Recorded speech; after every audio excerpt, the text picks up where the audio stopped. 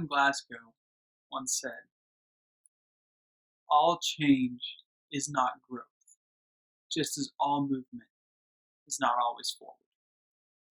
And as Paul's going to be talking about in this section, as we look at Philippians 2:12 through 18, he's going to be talking so much about the renewing again of our mind and growing up in our salvation, in our faith. And I think that quote's extremely important because Paul's going to be talking about, he's going to make reference to Israel and how the children of Israel once were grumbling and they were murmuring and they were part of a really bad time of Israel's history. But then he also talks about how we need to grow up and work out our salvation and see how it plays out in our own lives. And there's so much teaching that Paul writes about how he wants us to grow up into be mature Christians, and he wants us to bear fruit as Christians. We see it throughout all of his writing. And he wants change. He wants us to evolve. He wants us to be like Christ. He wants us to adapt and really take on the mind of Christ. So let's read Philippians 2:12 through 18. Therefore, my beloved, as you have always obeyed, so now, not only as in my presence, but much more because I'm not here, work out your own salvation with fear and trembling. For it is God who works in you, both to will and to work for his good pleasure. Do all things without grumbling and disputing, that you may be blameless and innocent, children of God, without blemish, in the midst of a crooked and twisted generation, among whom you shine as lights in the world, holding fast to the word of life, so that in the day of Christ I may be proud that I did not run or labor in vain. Even if I am to be poured out as a drink offering upon the sacrificial offering of your faith, I am glad and I rejoice with you all. Likewise, you also should be able to rejoice with me.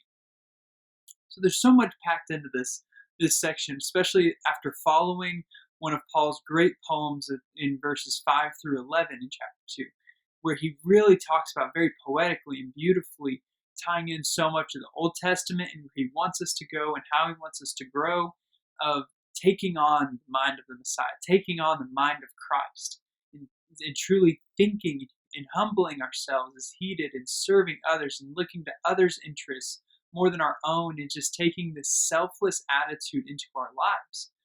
And so in this, he talks about how that he wants, it's another therefore. He's saying, now take all of this poem, and therefore with it, he says, obey not just because I'm present, but much more because I'm not present.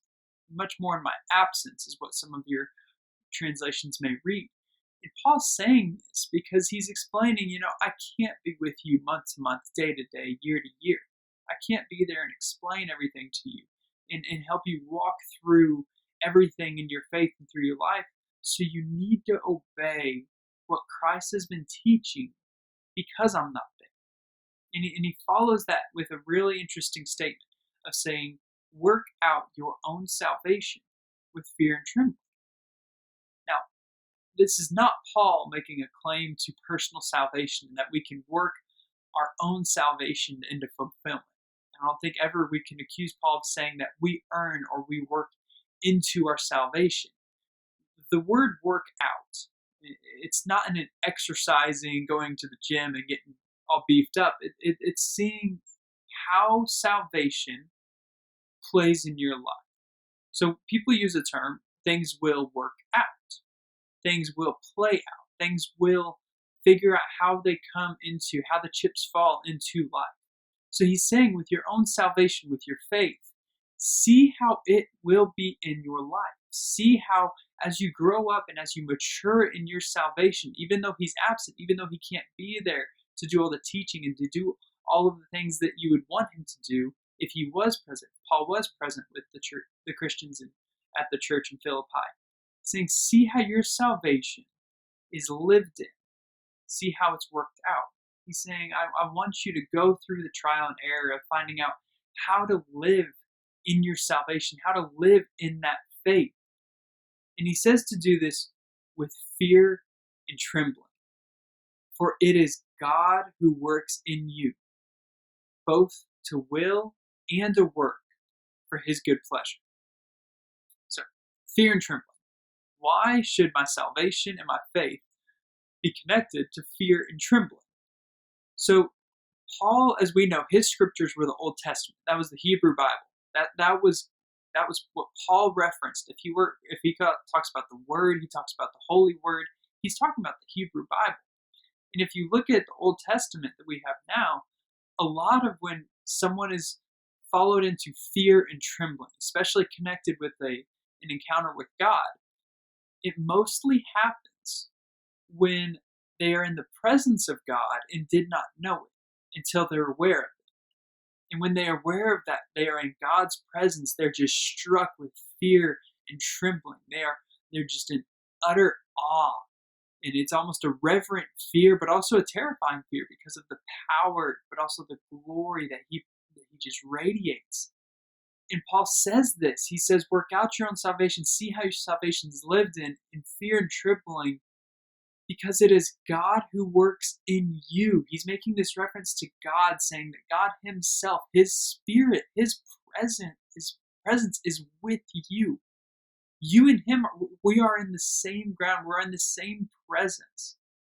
And so all of this is actually a huge reference to the really early times of the Jewish culture. And if you think about Jerusalem, one of the most important features of Jerusalem, and actually one of the most battled over items still to this day between some religions, is the temple. The Christians fight over it, the Jews fight over it, Islam fights over it. And we kind of picture Jerusalem, and this is how at least I grew up understanding it, and I'm sure it's how most of us understand it, of that Jerusalem is a holy city with a temple. And so we think that it's this massive, beautiful, giant city that God gave to Israel, and it's kind of the capital. We all know about Jerusalem, and we're like, well, it has the really important big temple, which we may see as a giant, beautiful church or an amazing, beautiful cathedral. And that's why a city is important, because it has this feature. Much like the Eiffel Tower makes Paris important. But that's not the case. It's not the same as New York has the Empire State Building, therefore New York's important. That's a city that has a feature. Jerusalem, it's more of a temple that has a city scattered around it. The city was built around and because of the temple. The temple was the purpose. It wasn't that there was a city and that they had to have a temple. It was that there was a temple and they had to have a city. And so when we talk about the temple and we say that God is at work in you, there's a huge reference here of what the temple meant to the early Jews and what it meant for Paul and for everybody that would have been hearing this in Philippi and so on, is that the temple is where God was present. And where God is present is considered heaven. So the temple in Jerusalem, actually for the Jews, was a place where heaven and earth met. And we think very, very, really rationally and almost scientifically nowadays, to where we see that if heaven and earth could meet, if they could meet, it's more metaphorically, and we don't actually think that there's a place where they can touch and actually meet here on earth. We may make reference to it. If you see a beautiful sunset, you see a beautiful mountain view, or you're at the base of a waterfall, maybe in a national park, or you're just at bliss, you're in a meadow, you're in some kind of quote-unquote paradise, and you say, this is heaven on earth. But we mean it almost hyperbolically, in an exaggeration of saying that this is a peaceful place. The Jews saw God's presence at the temple, literally a blending and a merging of heaven and earth. This was a moment where those walls were broken down. And because God is present, that is heaven on earth. And so as we look at that, it's an incredible lens into what Paul is writing about for us as Christians, as the church, that God who works in you, not with, not for, not around, not ahead, behind, in you. So that makes it to where we are actual agents of heaven on earth. You just sit and think about that for a second, to where you are tangible evidence of heaven on earth, because God, in the temple understanding of knowing that when He is present, that is a piece of heaven on earth. That is a merging of when heaven, God's presence, God's kingdom is now on earth. Where you walk is heaven on earth. Wherever you are is heaven on earth. And then He says to do all these things, to grow up in your salvation with fear and trembling, realizing that we're in the presence of God. That should cause that reverent fear of trembling, to know that we're in His powerful presence, that His good work is going to be done for you. And that's another reference back to 127, where He talks about that He's building up and He has prepared good works for us to do. And He says, do all these things without grumbling and disputing, that you may be blameless and innocent, children of God, without blemish, in the midst of a crooked and twisted generation. So here's another reference to, as I mentioned at the kind of the introduction, of that Israel, when they were saved from Egypt, they got led out of the land. They were enslaved. They were being treated so poorly, and He got Moses to lead them up out of the land and offer them salvation. And as He did this, Israel went into the desert completely complaining about everything that they had just left. Some people say, and it's a funny phrase of how just that story, it was easier to get Israel out of Egypt than it was to get Egypt out of Israel. Because Israel was holding on to all the customs of Egypt. They were holding on to the polytheism, the worshiping of all the many gods. That's why you see when Moses goes up to get the 10 Commandments, they make an idol, because they're so used to Egypt and worshiping idols and worshiping these false gods. And it was so hard for them to want to leave the life where they got fed, they got water, and now they're wandering in a wilderness. And they grumbled and they murmured, even though they had seen God's power, they had seen God's presence. And God was visually present in the day by a pillar of smoke, and at night a pillar and a column of fire. And God offered that salvation for them to walk in, to live in, to work out in. Now, another thing really quickly about how all of this ties together in an important time for the church of Philippi is also back to that word salvation. And it's important that we also look at it connected with how Israel was given salvation by God through Moses.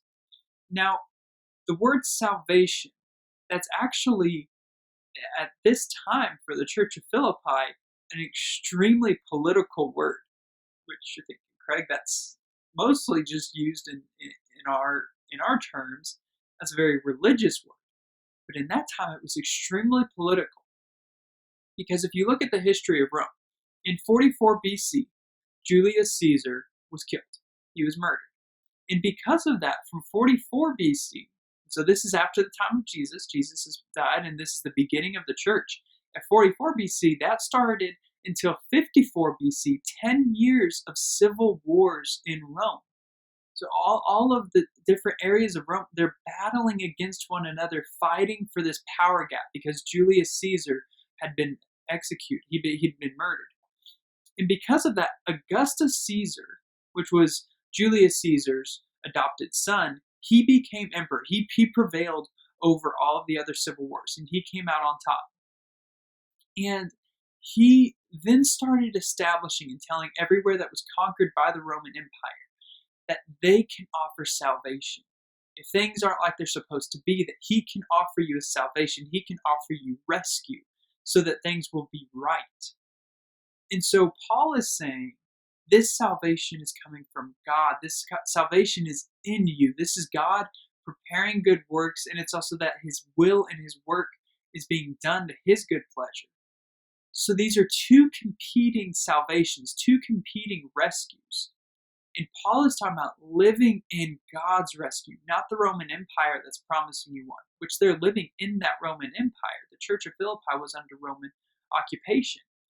And he's saying, do all this, live in that salvation, not like Israel grumbling and holding on to the Roman salvation that they're offering, but to fully live into the salvation that God is offering.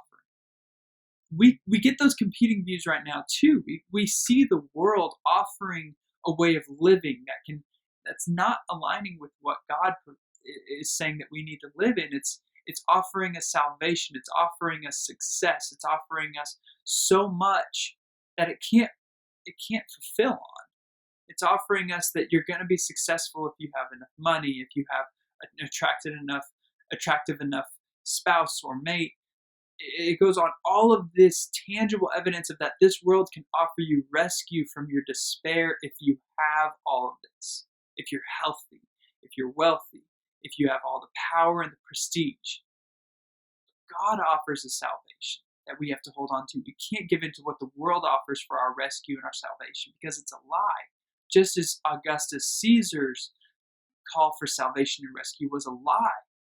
When he offered that, you were actually enslaved to the Roman Empire. You were under his rule. You were under what he commanded you to do. You weren't free. You weren't rescued. Just like this world, if you follow what it wants you to do, you will be enslaved to it. You won't be free. You won't be rescued. Which is why that's why Paul says, be children without blemish in the midst of a crooked and twisted generation, among whom you shine as lights in the world.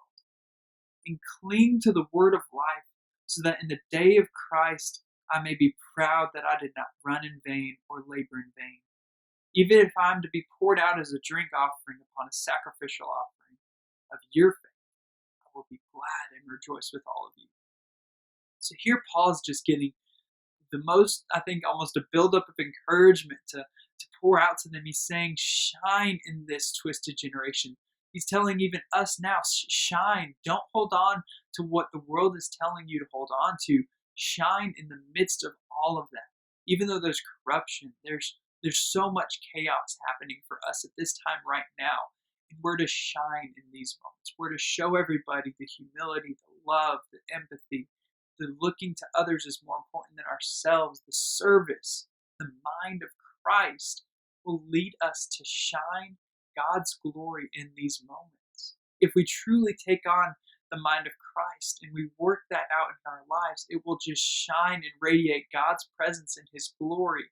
And people will see that we're heaven on earth. And as he's saying shine, we mentioned a little bit ago in chapter 1, verse 27. This was a couple lessons ago when Paul talked about let your public behavior be known. Let it line up with your private life. Let your public behavior just display your faith and show how much you love and that you're living for God. In that same way, he's saying shine in this world. Show that you are in love with God. Show that you've adapted the mind of Christ and that you think like him. And that is going to bring heaven on earth. That's going to let you be this advocate of heaven on earth, of God's presence here on earth. That is going to let everybody get a taste of what that is. And as you do that, and this is, I can relate, and I'm sure Arnis and all the other ministers, the Brednicks I'm sure can, and Doug, he's saying that I may be poured out. He's saying that I'll be proud that I did not run or labor in vain, and that I'm going to be poured out as a drink offering upon the sacrificial offering of your faith. Now we have to go back to the Old Testament and understand all of the different factors of what an offering on the altar meant. And again, this is talking about the temple, which he referenced earlier, that's the most important part, and that's the reason Jerusalem, the city, exists, is because the temple exists. The drink offering was an additional gift to the actual offering, the meat offering. So you see lamb, you see goats, you see calves being offered. Now, if you get a really old translation, instead of little goat, they'll say kid, and they mean a little goat. They're not actually putting kids on the altars there in Jerusalem. Don't worry. That's another story for another time. It's still in the Bible, where it's an actual child. But as they give this offering of meat, the drink offering is just poured out. It's not a waste, but it's just this additional gift lavished upon the offering. And Paul is saying that I'm pouring out what I can for your faith. I'm pouring myself out for you. I'm giving you this gift of all my labor in hope that I can just be proud that you are You are taking your faith and shining in a twisted and crooked generation. You are being heaven on earth for the people to see. And Paul, I've talked about it before, a section in Isaiah that's talked about the servant poems. And Christ really references these a lot. He referenced it just a second ago in verses 5 through 11 in chapter 2, talking about how we need to humble ourselves so much. And in Isaiah 49, he makes the reference of that. He said, I'll be proud and I did not run in vain or labor in vain. In Isaiah 49, the servant is saying that I did labor in vain. I did run in vain. Everything I did, all the ministry that I did was in vain. He's making this cry out. And Paul, he actually references Isaiah 49 a lot. He references it in Galatians 2, in 1 Corinthians 15, and 1 Thessalonians 3. This is one of his favorite sections of Scripture to talk about. And he's talking about it in a way that he is not doing this in vain. He's kind of overcome, even though he's gone through the doubt of, as most ministers do, I think at times, of going, am I making an impact? Is everything I'm doing, is all this work in vain? What fruit is actually being produced? But he's saying, in that moment, I will be proud. In that moment, I will see that the teaching, all the labor, and all of that work that was done, seeing the children shine God's glory and his radiance. So proud that even he knows it was not in vain. He did not run or work in vain. He just poured himself out as a gift, both for the people of Philippi and also to God, that their faith could be encouraged. And he's saying all of this is like, likewise, you also should be glad and rejoice with me in all of this. So this leads us to a couple questions. And one is, how and where do you need to experience God's presence in a new way? So we just talked about how you are heaven on earth. You are a piece of God's presence that is walking here on earth. So how do you need to experience God's presence in a new or fresh way? Then also, the drink offering, as we just said, it's a gift that's poured out. It's not a waste of anything. It's just this gift that's poured out for something that makes it so much better. So how can you pour yourself out? How can you be a drink offering this week to God or others? We're coming out of isolation. We're coming out of all the COVID crisis. We're not coming out of COVID, but we're coming out of at least all of the staying at home and completely quarantined. And so we can start serving and looking to others and how to help. And so how can you pour yourself out? How can you be the drink offering, that pouring out gift to others or to God this week? If you're in a group, if you're with your family, discuss this and find a very tangible way. Find something that's achievable that you can pour yourself out for. And then also find that way, write it down if you need to, how you can experience God and where you need to experience God and his presence that's in you and that's around you in a new and fresh way. I'm so encouraged to read what Paul wrote and how applicable it is for us today to know that we are heaven on earth. I pray that we can shine in this world so that we can make Paul proud today and we can honor and glorify God in all